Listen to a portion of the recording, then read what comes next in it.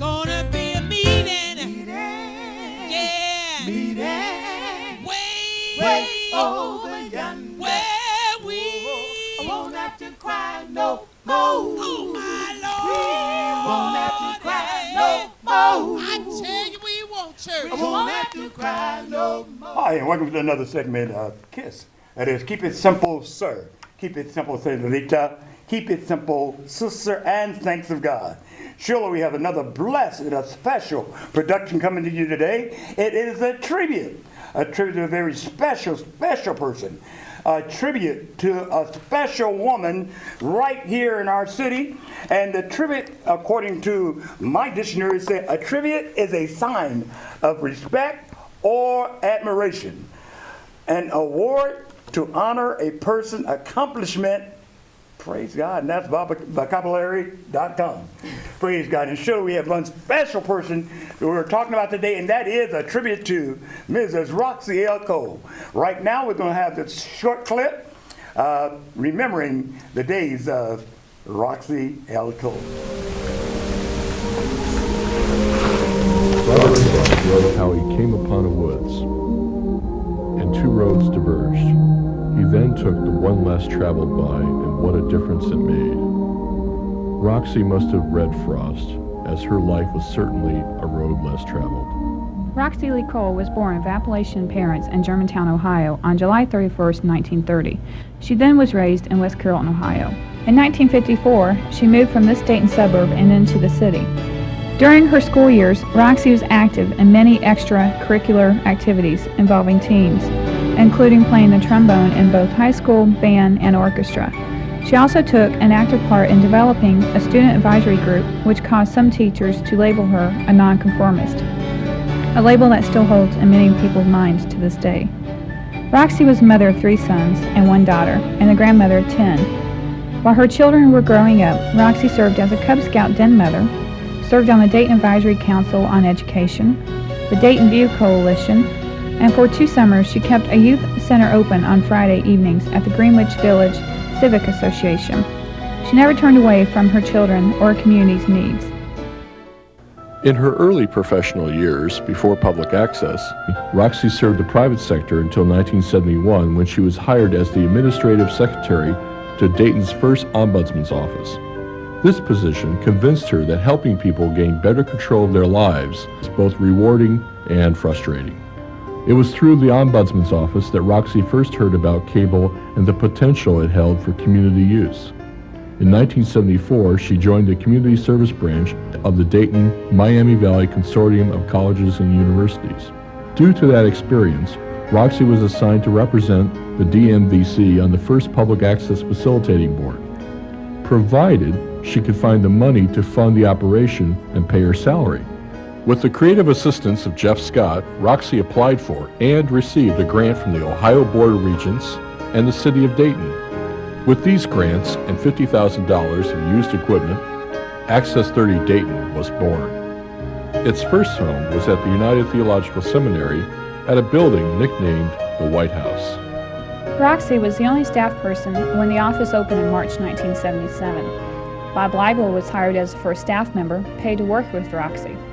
Later, a federal training program known as CETA helped hire Jim Bucher and Larry Parrish as production personnel. When Roxie retired in 1990, she had a full-time staff of 7, several part-time assistants, and an active group of over 80 volunteers. Many staff and volunteers at Access 30 Dayton went on to work with other access centers and organizations in the broadcast television field. Some of these people include Rick Hayes, Troy Frazier, Todd Jackson, Jim Knightright, and Terry Skinner. Roxie wanted all those who came in contact with her that they understand 3 things: love, be loved, and make a difference for the good.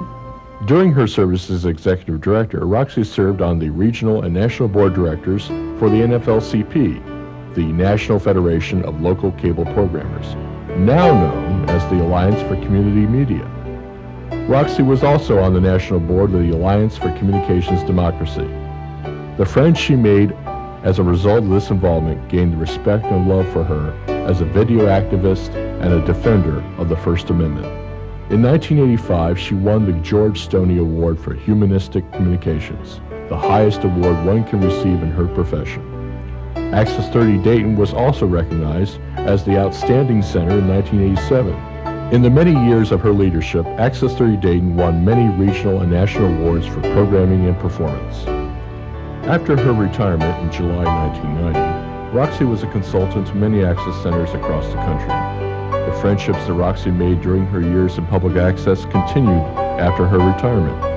She was like a surrogate mom to those in her inner circle, quick to encourage and challenge, able to love unconditionally despite disappointment in performance, willing to sacrifice even her own happiness, health, and wants just to keep her friends and family together. She enlarged the lives of those she touched. In many ways, Roxie stood at the place in the woods where the road diverged for each of us. As we pondered which road to take, she was there as a guidepost, encouraging us to take the road less traveled and to see what a difference it will make. On February 8, 1994, she passed away from us, leaving her spirit, beliefs, and ideals in our hearts. We will miss her. Now and forever, you are a part of me, and the memory cuts like a knife. Didn't we find the ecstasy? Didn't we share the daylight when you walked into my life? Now and forever, I'll remember all the promises still unbroken, and think about all the words between us that never needed to be spoken. We had a moment, just one moment, that will last beyond a dream, beyond a lifetime. We are the lucky ones. Some people never get to do all we got to do. Now and forever,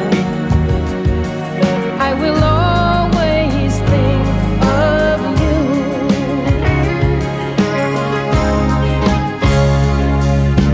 Didn't we come together?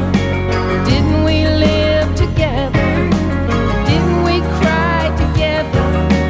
Didn't we play together? Didn't we love together? And together we lit up the world.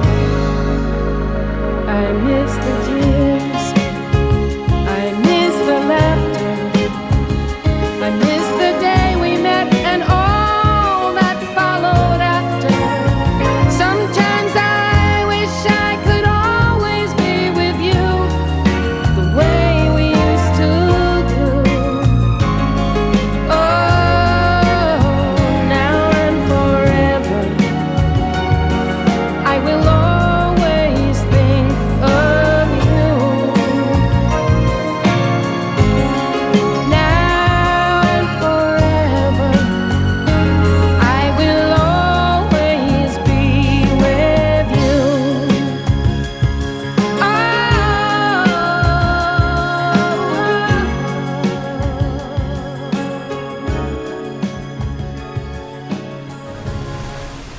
Wow, how touching.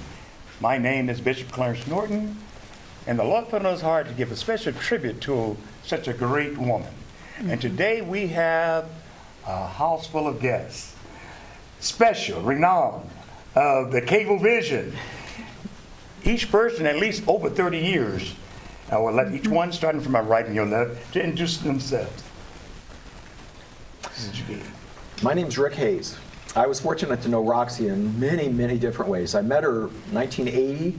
She came to a regional conference in Bloomington, Indiana. Over my years, she was a mentor to me. She was a friend, and I think one of the best bosses I ever had. I'm Judy Hayes, and I've known Roxie also since the early 80s. She actually asked my permission to hire Rick when she hired him on here as operations manager. because I was moving from Delaware back to Ohio. And I always appreciated the fact that she thought of me as his wife, whether it would be a good fit. A lot of great memories though of Roxie. My name is Charles Williams. I'm an associate pastor at Harmony Creek United Church of Christ in Kettering. I'm also the minister of ecumenical representation at College Hill Presbyterian Church in Dayton. I first met Roxie in 1985 when I was appointed to the Board of Trustees of what was then called Access 30. And I started doing programming. And Roxie became, though I was an academic, she became a life's mentor for me, because it was through her I truly learned about community and what community is all about. My name is Dorothy Beatty. I'm a retired volunteer services coordinator here at DATV for over 25 years. I've known Roxie. She just gave me, when I first met her, something just clicked and she just took me in, became a dear friend, and I just loved her so much. And I am Melissa Constantine. I met Roxie in June of 1984 when I was an intern through high school, and I answered the phones. And one memory was I picked up the phone when it rang and I said hello. I didn't say Access Dayton at the time, and she said put the person on hold and said, "My dear, that's not how you answer the phone." That was one of many, many things I've learned from her, and I am blessed to still be here today as the program director. And not only is Ms. Constantine a program director, she's working with me as a co-host today. We keep her busy all the time, very busy, and she's probably been here longer than maybe all of us. 36 years, and I think this will be my 35th year. And when I first come, it was so informal. I mean, you walk in, you work, and began, and I seen Roxie look and said, "Oh, where he come from?" We were just working all over the place. That's right. But it was a beautiful time, and Roxie was a special lady. And sometimes people went, "Why do you have a Christian television talking about Roxie Cole?" Well, one thing about it I learned, out of all the great people, the giants that shows which we stand upon, had a background in the church. And a lot of times I wonder why that is always left out. Now, Roxie would call us personally and would tell me her dad was a pastor. Yeah. And when she told me that, I guess because she knew I was a minister too, to let me know my dad was a pastor. And later on, even they had his own church and built churches, church named after the family. And that I think about, I look back, George Washington Carver. No one talked about his background. It was all in the church. Jimmy Carter, the president, church, Martin Luther King, all the great things, Nobel Peace Prize, from the church. What are you saying? The foundation of America started with the church, from the Puritans and all. So it's very much in place, and I know I'm leaving out so many beautiful people that God has blessed. We cannot forget prayer. That's the beginning of everything. Another thing, the football season, I think about that. The greatest thing happened on that football field was the Raiders bent down and prayed.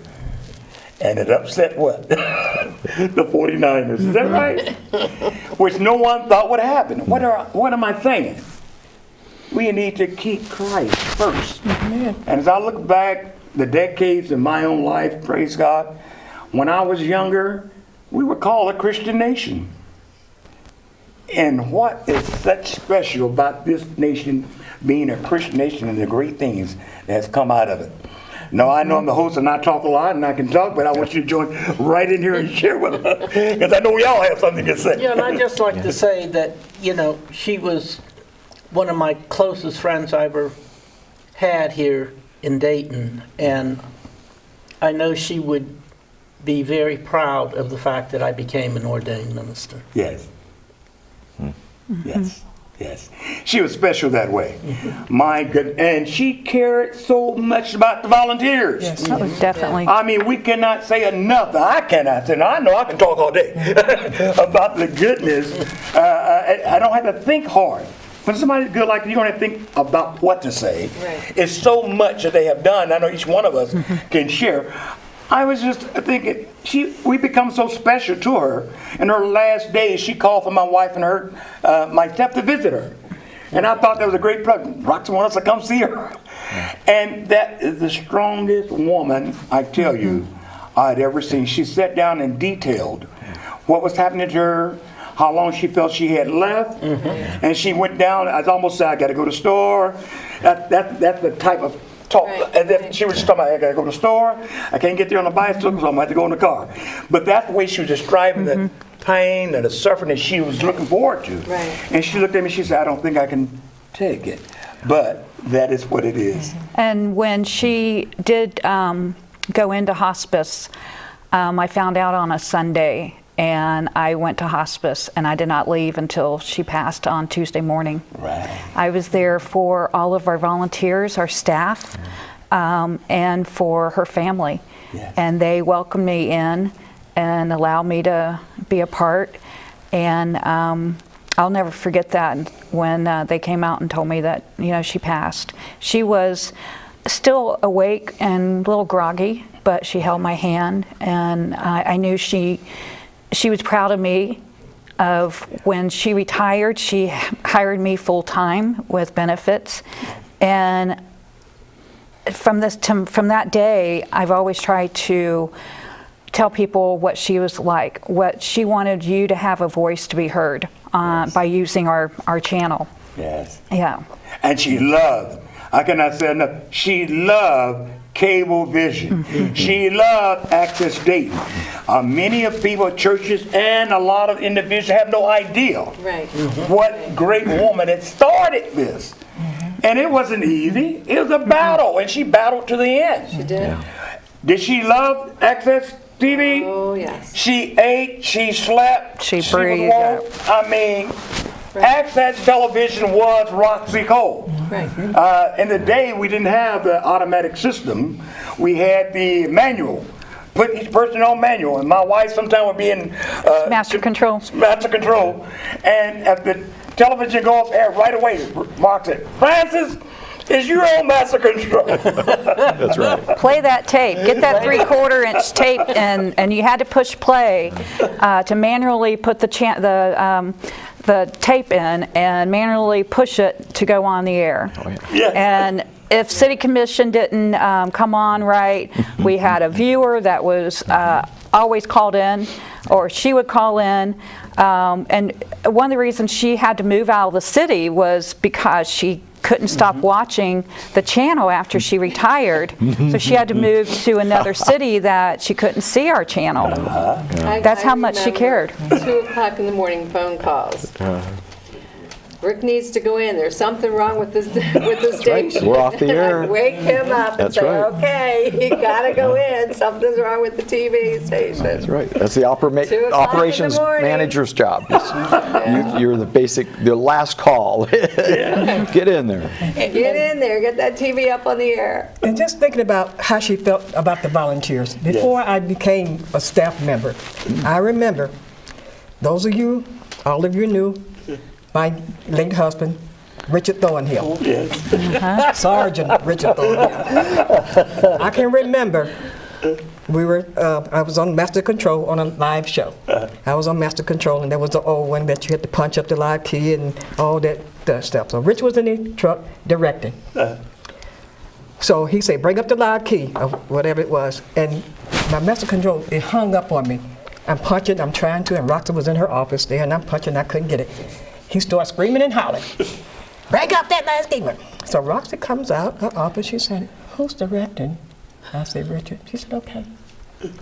After the program, the show, we had the little meeting. Roxie said, I just want to let you all know now, I am Roxie Cole. My volunteers, these are my volunteers.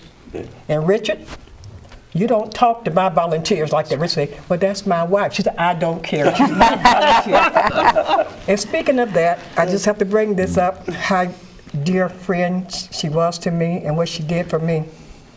She and Charlie, when Richard had passed out, he wasn't dead yet.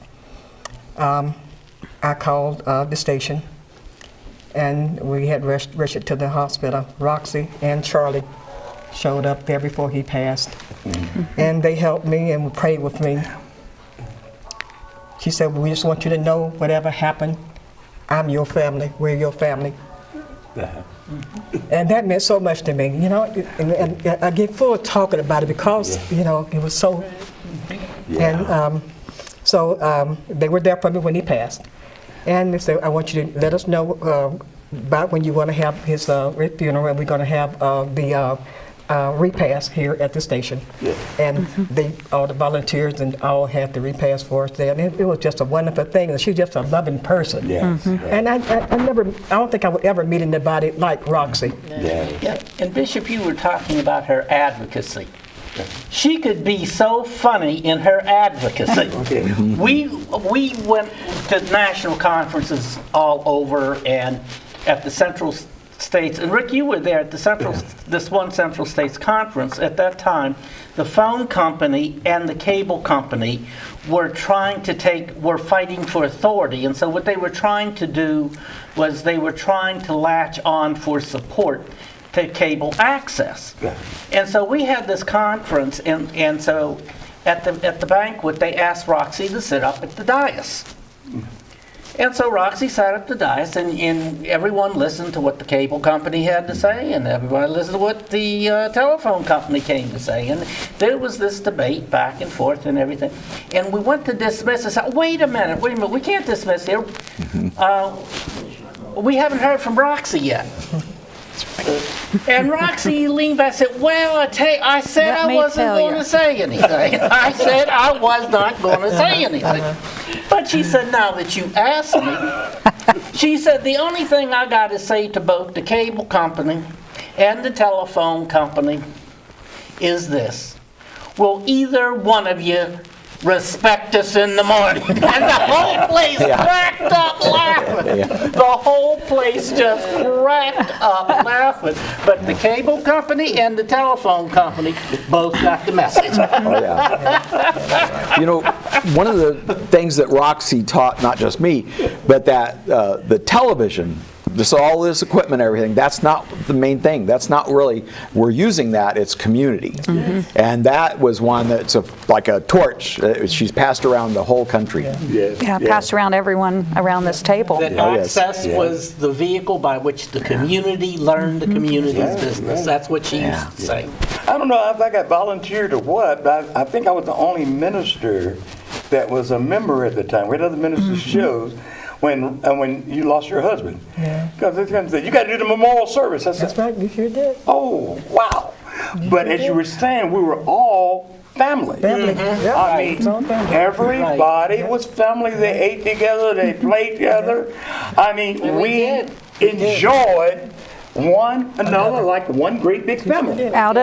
Even without being involved at the station, we would go and go out to dinner or go to people's houses and have picnics and things like that. Yes. And yes, go ahead. Well, just talking about the media or community media, she told us how important it was. And then what I done throughout the last 30-some years is I tell our members coming in what your voice is all about, how important your voice is, regardless if Jane likes it or George likes it or Fred doesn't like your message, but someone else can come in and learn how to use the equipment and produce your own TV show, go out and videotape a parade, a church fest or church service, go tape a band, whatever. And what I've tried to do is tell people we have this available. And for $50 a year, you can take the workshops, use the facilities, do a show like we are doing about someone that was a mentor to you, and I'm going to keep the fight until I can't keep it anymore. Yeah. And think about it, she was doing all that and we didn't have no funds back then. We had no income. I mean, it was just all pure volunteer desire to be here. And she was such a reach out person. You were glad to be here to be a part. Yeah. Oh, And yes. Melissa, Yeah. I got to tell this story. Melissa, and I don't know, you may have still been in high school, right out of high school, but Roxie asked you to do a particular task. And you told her, well, I can't because all the computers right now are being used. Roxie said, oh, and she went to the supply cabinet. She got a pad of paper and a pencil and handed it to Melissa and said, see if you can still remember how to use these. There you go. She taught me, besides answering the phone for a business, she taught me a lot. She taught me a lot. And then when she retired, which was heartbreaking, but it's something that she needed to do. She had hired me and on full time, and I'm going to keep going and going. And one thing that you got me involved with, and I was not prepared and ready for that. Would you like to tell that story? Well, you were prepared. No, I'm not going to say that's the reason why I recommended you, because you were prepared, and I was proven correct because you did an outstanding job, and people respected you for the leadership that you displayed. So that was the regional board conference that we had. They were electing members to be on the regional board, and Charlie was sitting next to me, and he stood up and said my name, and I said, I am not ready to do this. And he said something like, you are ready because you were taught by the best. She was. You did a great job. Yep. She did. She really did. She made tremendous contributions in terms of the whole advocacy of the organizations. And you know, I was laughing because the manual type of thing that Roxie was about. I know when we start going to automated, she often told my wife, y'all better not forget how to do it manually. That's right. This automation may fail. You need to know how. Right. She did say that. Yes. Because you never know, An energy and drive. Yes. And that was like electricity you could plug in. To me, one of the things I took away when I went to another center was team management. And that's what Roxie was. I mean, everybody was welcome. Everybody could participate, and whatever it was you had to offer. And so everybody's at the table, as it were. I've never forgotten that. And never, not for any special occasion, I never forget this. When Dubrows had those cheesecakes, I mean every kind of flavor you can have, for no particular reason. The volunteers working in no special day. Roxie would come in with the largest big cheesecake and lay it on the table. That's the type of person that had a concern for her people. That's right. It had nothing to do with monetary and all the people. It was not about monetary. It was about the love one another and for doing the business of cable vision in our city. It's true. Volunteers, coordinators, and all. Big happy family. I cannot say enough about that. I wish so many of the other people that are here today can grasp hold of that legacy that Roxie left behind. Okay, and I will say this too, Bishop. It was not just for this community, but nationally, Roxie Cole was known as the mother of television access. Access television. Still is. It still is. Known As the mother As the mother of public access television. And when we, as being on the regional board, and then eventually I was on the national board for 2 years, every conference we'd go to, at some point, you could feel her presence in the room. A lot of the conference, a funny story is that she would be the person in the back room. I won't use the... We won't repeat that, all of that. We won't repeat all of that. The witch with the capital B in the back of the room. And she would speak up. And She would. she definitely would tell her When they were voice. losing the point, it's not you get caught up in the politics or the technology, the equipment. She'd bring him back, to the table. Wait a minute. This is where we started at. This is where we are. We're not here. We're not there. We are here. We are communications. We are freedom of speech. That was what Roxie stood for. Exactly it. The little person, the big person. Exactly. Did not matter who you were. Roxie stood for you. And you know, her son was supposed to be on the phone sometime. I don't know whether he's call in at the rate, but they'll let us know when they're ready. But what we are talking about here today is a legacy. And I'm thankful for her family to share their mother with us. Of course, I mean share. She spent almost every waking moment of her living. You had to tell her to go home. There were times when you had to go into her office and say, Roxie, you need to go home. It is time to go home. But she would take it home. Yes. Start calling. As long as that phone was That's dedication. That's someone that really loved their job. And I'm not saying this is just I said icebreaker. I wouldn't care and should if any other volunteer that knew Roxie Cole would start a show and honor this lady. We should never let that legacy die. We're enjoying a freedom that we really don't focus on the person that really calls that. The seed that she planted in the city is the reason we are all here today. Some of them went on to some of the major Channel 7, Channel 2 that started right here. Some that start their own business and television production. All of it started right here. Right here, and started from, what did it start from, the White House? White House. White House at the seminary. Yes. And then 4,000 square feet, and at that time Viacom cable. Our sub-control room where you would direct and do the audio and video and graphics was in a production truck in the garage. And the studio was right outside of that. Access 31st, wasn't it? Yeah, Access 30. The editing rooms were in the studio in little closets, and you couldn't do a studio show and edit at the same time. Staff was sharing desks. Evening staff would come in and use, someone that worked during the day. We had very small space, but we made it work. We made it work for our volunteers, for the community to let your message be heard. And the idea of having the main studio production equipment in a truck. I mean, that was beautiful, because what happens in Dayton in the summertime? Community festivals. And DATV could drive up to a park, plug the cameras in, and all the volunteers get to go in, and we go live from a festival. Never seen that in any other town, but I was so pleased to come here as a volunteer and help set up and help crew. This was after I had left here. We moved on to out of state, and we always came back for festivals. Jim DeWint from Michigan, Greg Dirk Koning from Grand Rapids, they would come in for Riverfest. Greg would come in. Greg Vodder. And then some of the staff, they would spend the night in the van.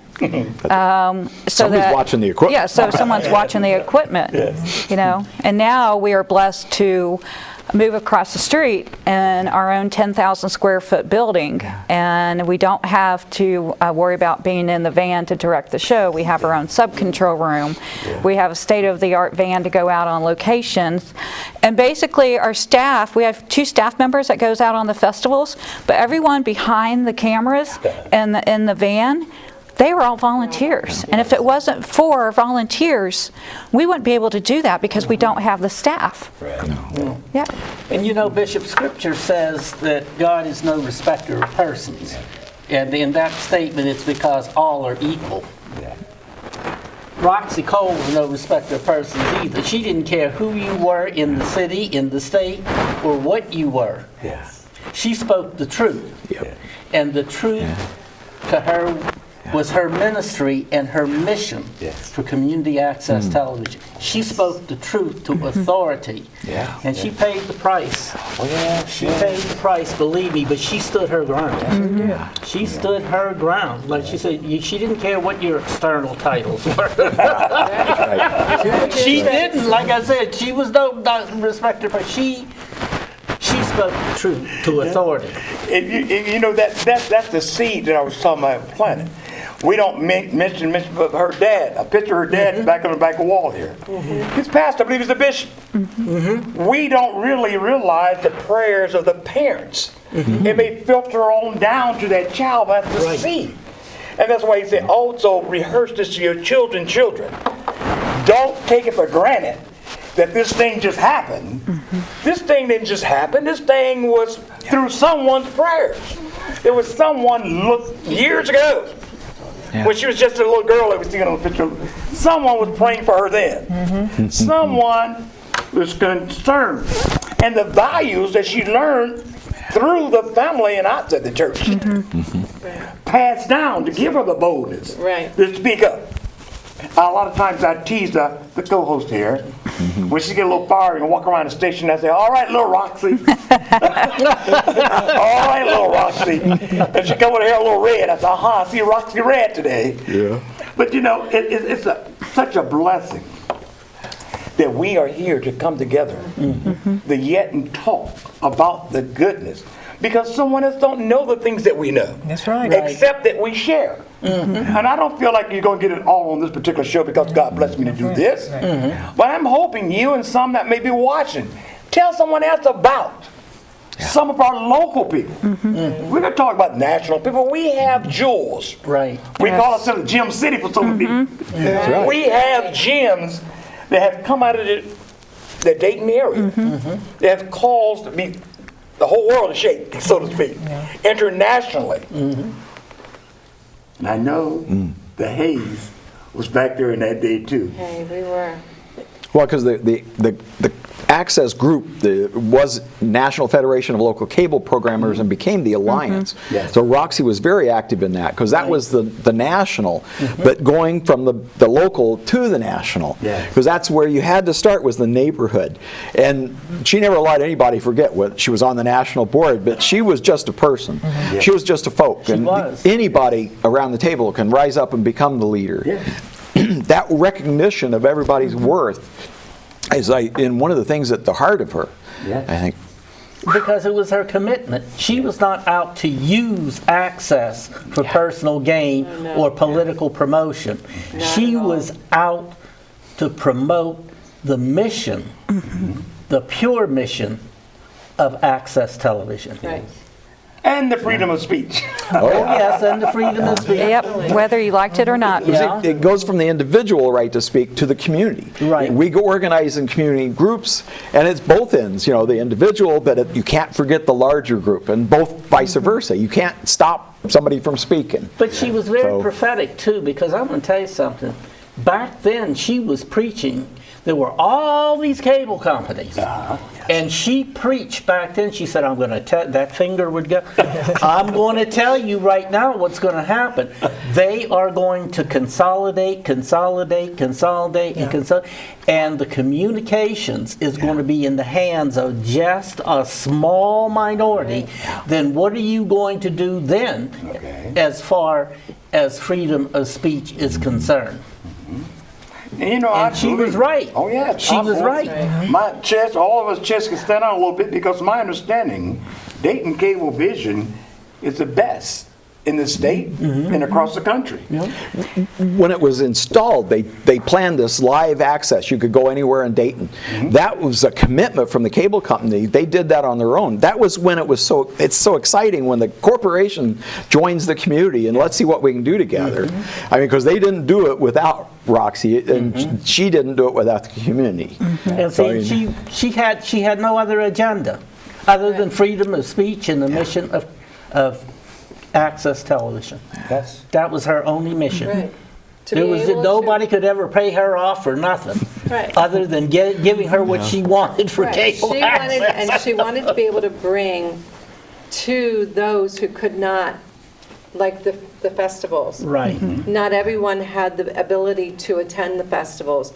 By recording the festivals, she could take it to the people who couldn't be there. And the ministers, not everyone had access to go to churches. We knew that on such and such date and time, so-and-so was going to be on. At another time, Roxie wanted to bring communication to the people. That is what she was for. And there are a lot of people that are very spiritual, but because of the painful experiences they've had in the church. And this is a sad commentative, I'm sorry, on our calling, Bishop, but because of the pain and scars that so many people have as a result of the church, Access allowed them to continue their spiritual development. coming into the house. Right, with the came message. right into the house, and people worshiped in their homes. Oh, yes. Yeah. Oh, yes. Oh, yes. And it's such a blessing today. Whew, as Roxie will only see, not only do we have DATV, we have DSTV. TV. That's right. A whole Dayton spiritual television channel. Right. Yeah. And the thing is, it offers the public to know nothing about the church. Because I know, and you probably have heard a lot of people say too, when they go to church, it's just somebody always preaching at you and the choir singing. It's more than church than that. Right. And being able to be on public access, get a chance to share. Yeah. It's more than someone preaching at you or just singing another song. The reason we're sitting here right now on Dayton Spiritual Television and later on YouTube. And see, what happens is that drew more people into the churches because people listen to some of these messages and said, I may feel comfortable in that house of worship. I have testimony by callers calling in late at night, watching the spiritual channel, and that next morning they would call me to get phone numbers for that pastor to talk to because they wanted to turn their life over to Christ. Right. Yes. Just by our channel. And then that's another thing where members, or the members of churches, they were older, they were ill, whatever, they didn't have transportation. They just have to turn on our channel and they could watch over 75 weekly church services that we have now. Yes. That's right, 'cause my stepson was blessed to have his program on Right. And when we were offered the second channel, Yes. my first thing was spiritual because we were having more spiritual on that one channel that we operated, and it was it was entertainment, government, sports, religion. And we were running out of space. We couldn't just give it all to the religious folks. So I did everything I could to keep it and make it a religious channel. And other staff or board wanted to make it, just 2 channels. And I'm like, so I got my Roxie hat on and I got it done. And we've been on the air, clapping her hands. Yeah, and we've been on the air 21 years, I think, now. Okay. And it was another battle because when we were granted those 2 stations, there were just some people that said we needed to give up one. I said, because I was chairman of the board then. I said, not as long as I'm chair are we going to regress, or not as long. No, we're not going to do give backs. Yeah. Right. Yeah. So that was another battle. So I understand the battle you fought. And I won. And you won. You were a child of a preacher man too. She was well I was the groomed by granddaughter of Roxie Cole. She was well groomed by Roxie Yes. Cole. If it wasn't for her, I really do not know what I would be doing with my life. I was 15 when I came in, and I'm just truly honored and blessed after she retired. Rick became ops manager and the executive directors that came in after her, and Steve Ross, who's our ops manager now, and he's been the operations manager for 30 years, even though he took a few years of being the executive director, and now he's back doing the ops manager. And either Roxie threatened him not to get rid of me, or he loves what I'm doing. Or he knows that, he knows what I'm doing, and he's keeping me around. So I don't know what I do, when it's that time for me to walk away and someone else step into my footsteps.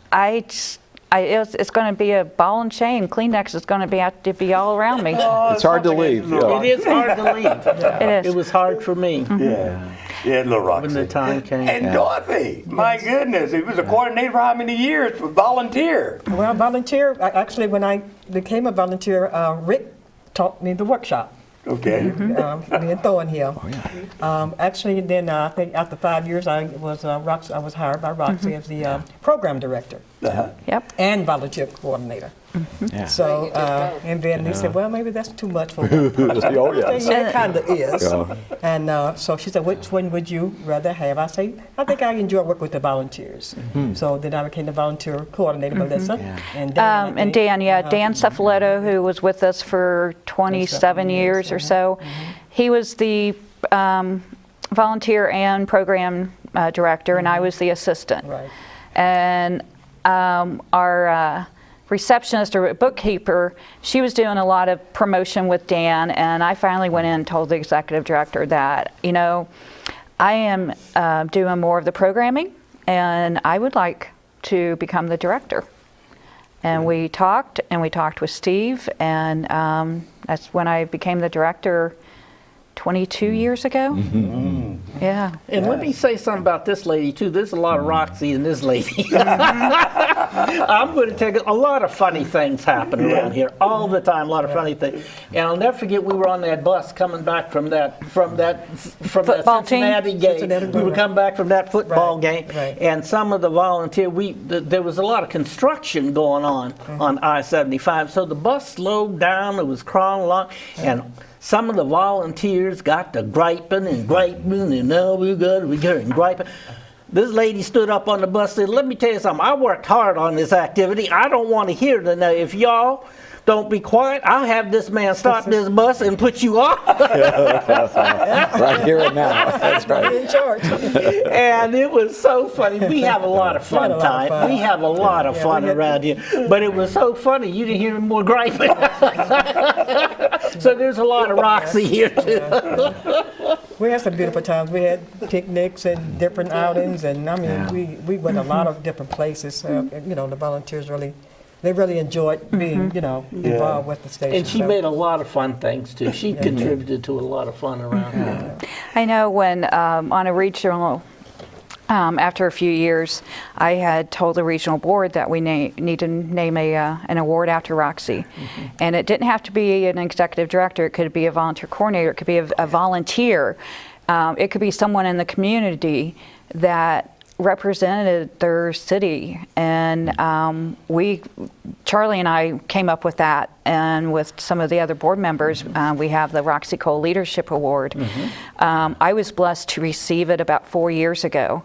I was nominated by Steve Ross, and the feeling, and Rick, you received the award too. I did was the also. first to receive it, and then Rick And Charlie got it too. received it yes, also. and then looking at that plaque I have in my office. Oh, she follows you. Oh, she follows you. Oh, yeah. Eyes follow you around. Yeah. We had it hanging in the house in an office space that Rick was using. Her eyes follow you. She's watching you. Yeah. Don't let anybody fool you. She's watching you. I said at the outset that I knew Roxie in a lot of different ways. And personally, as Judy had already said, Roxie, there was times in her marriage where things don't always go smooth. And so Roxie, I don't think we would have stayed together without Roxie's, you know, it's like smack me up the head, kind of, you know, get balanced again. Don't forget the important thing. Yeah. So I'm just saying, you know, she touched our lives Oh, yeah.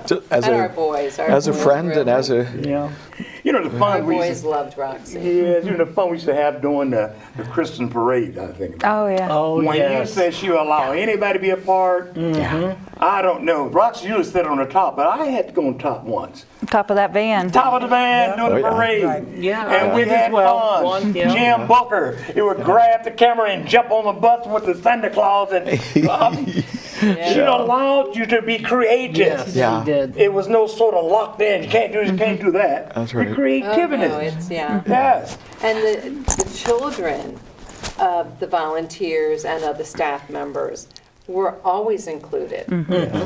Always included. Yeah. Yes, yes. One thing about the parade, in 1983, me and my friend and her family was at the children's parade across the street from the truck.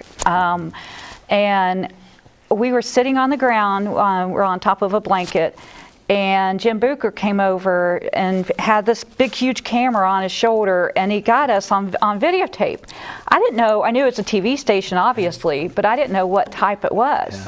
That following June, I walked in the doors. when you came. I got to check this out further. Yeah, I did. You know, when my high school business teacher said, you know, do you want a job? And I said, okay, and went and talked to my mom. Mom said, if you want those Jordache jeans, you better take that job. Yeah. And so when I walked in, and, you know, there was Jim, and then I realized that's the people that got us on videotape at the parade, you know. And don't forget Troy Frazier, the three of you, Troy Frazier, you and Booker, all of you. Todd Jackson, Todd Ken Jackson, Kreitzer. yeah. Ken went on to be the manager over the Education Access Channel. He's retired now. Todd has been all over the country as videographer. He's back now with WHIO. Okay. Jim Booker's been a reporter, videographer. Now he has his own production company. So we have a lot of people that has gone further and higher in the ropes to just because of her and what this facility still does and still provides for everyone. And with you watching, if you want to get involved with us, become a volunteer or become a producer, you can just call us at 223-5311 and we will get you involved. Our orientation is the fourth Wednesdays now at 6 p.m. And then we will sign you up and pay your membership, which $50 to use this facility, use the cameras, the airtime as many times as you want. That's pretty reasonable for a membership. Of course, we have higher memberships, which we would love for people, nonprofits, businesses to come in and support our mission, because that's one of the things that's keeping us going. And all of this we talking about started from one little redhead woman, one little fiery redhead woman. And glory be and thanks to God that she was a part of our lives, yet part of this community that so many don't know. And I'm hoping more with Springboard, talk about it, share with others about the legacy and how Access got started, and not just enjoy it, but let someone know how it got started. Right. Someone suffered, someone put real time in, someone loved, someone cared enough for their fellow man and community to be dedicated to do something. So I'm going to ask each one of you, if you will, with me, take a moment of silence in remembering Roxie Cole and the dedication and sacrifice that she made, her and her family. And after the moment of silence, I would like each one of you to take a minute or two to summarize some of the things that we talked about, that you want to share, give your information, who you are, how to get in touch with you.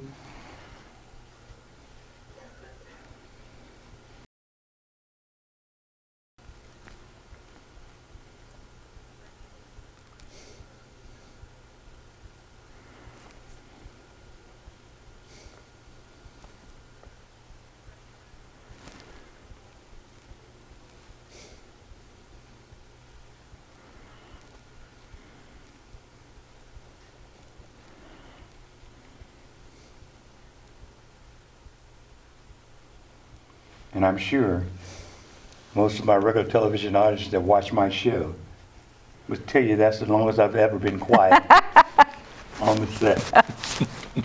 But in remembering that, we would start with Judy, which you began to share the last summary.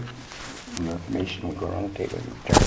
My name again is Judy Hayes. I'm now living in Fort Wayne, Indiana. Known Roxie since the early 80s, and she and I became very close friends. Even when I moved back to Indiana, I would come down here. When Roxie was ill at the end, she would call me and say, "Hey, I want some of your Greek spinach pie." And I would make it for her, and I'd drive it down here and have it in little containers so that she could pull it out to eat whenever she wanted, because she was not eating at the time. So whatever she wanted, I would make, and I would drive down here to Dayton, Ohio, and bring her whatever it was her little heart desired. And she will always be a big part of my heart. Well, I certainly have already said that, Roxie, she was a boss. She was a friend and my mom. I say that because you feel it. But this wasn't just about television, it was about community. And if we don't pull together and hold on to it, it'll go. And so the unity is very important. You again is your name? I'm Rick Hayes, and I'm retired now, living up in Fort Wayne and primarily grandpa. So that's my main duty. So. Okay, I'm Pastor Williams, and anybody want to get in touch with me, you may do so either through the station here or through College Hill Presbyterian Church on Philadelphia Drive. There are many different kinds of ministry. You don't have to go to seminary and get a seminary degree or have any specific title. Roxie Cole had an anointed ministry. An anointed ministry of what we call social and community justice. And she will always stand as a prime example to this community and to the entire country. And there are some times when I take a look at some of the things that we're experiencing now, I have to laugh because I said, oh man, if Roxie were alive, what she would have to say about that.